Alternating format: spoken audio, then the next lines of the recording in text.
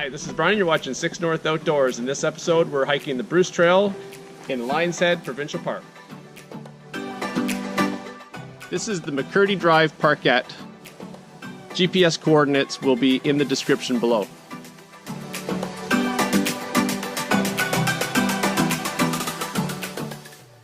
This is the second parking area along Moore Street. Parking is allowed on one side, not the other. As you can see, more cars means more hikers, means less chance of running into a black bear.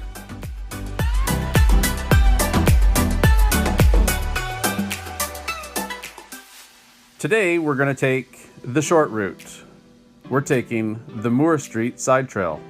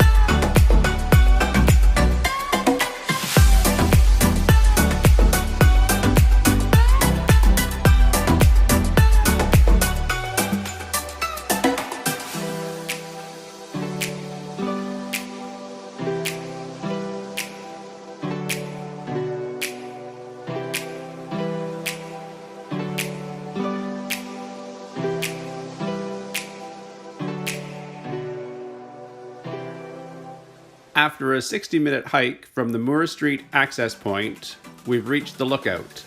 Let's go take a peek.